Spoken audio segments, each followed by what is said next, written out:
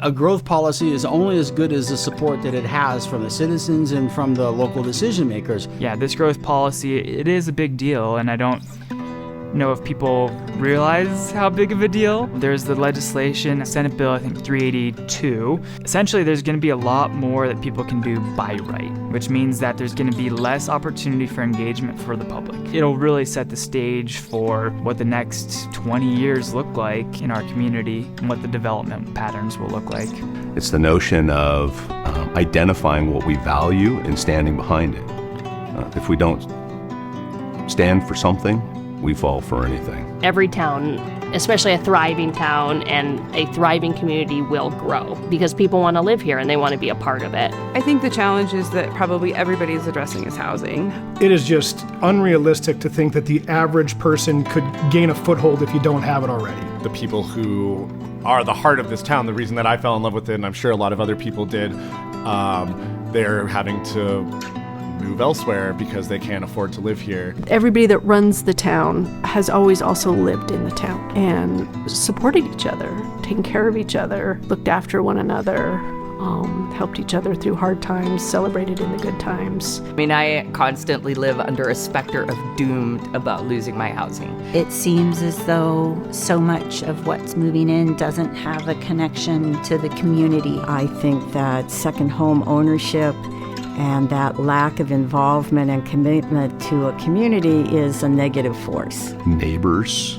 not knowing neighbors, everyone should know everyone on their block. All of a sudden, you don't have your volunteers, you don't have your coaches, and if you're in a congregation, going to your congregation, all those things that collectively build a community.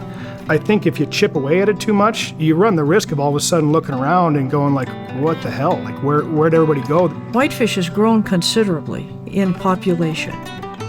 We have the same size streets, we have the same intersections, and something's got to give. I always just think about our little town and its infrastructure.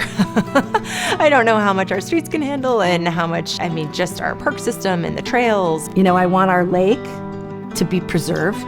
I want to make sure there's no invasive species that move into our lakes. We are woefully unprepared for catastrophic wildfire. And all of the fire people I have talked to have all agreed that it's not a question of if, it's a question of when. Fire is indiscriminate. It will affect all of us. If there were a railroad emergency or a forest fire, I think it's very concerning that we do not have better egress. The growth policy that we're working on, it is critical that the public gets involved in this. If we can pull together and see eye to eye and support each other, we have a chance to keep this place really amazing.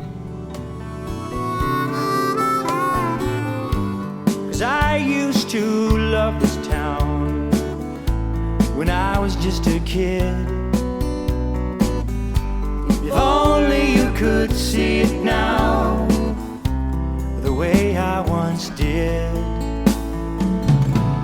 And I miss Main Street. I would hope that 10 years from now we found a way to preserve the sense of community and the way that our community is run and not allowing ourselves to get lost in the growth. And what I am hopeful for is that we can continue to put our arms around all of our neighbors and be fully inclusive. And the more change that happens and the quicker it's happening, the more we get afraid. And then when we act on fear, we miss opportunities to create something beautiful. We have to all work together to keep our town authentic and to keep our culture sacred and to keep this a livable community.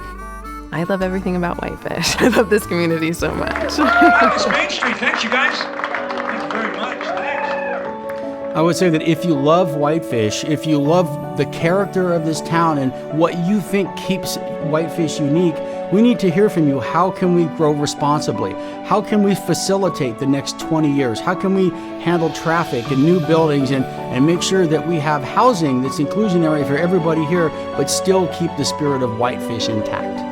So I'm going to quote a dear friend of mine who served us well for many years on the city council. And I one day was saying, somebody should do this and somebody should do that and somebody ought to this. And he said, somebody is you. And I thought, okay.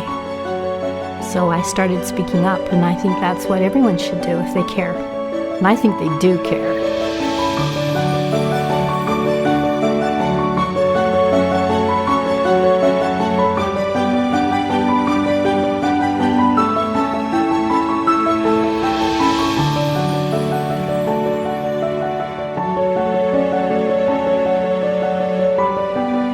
I have so many people every summer saying, everybody in Whitefish is so happy. And I'm like, well, we live here.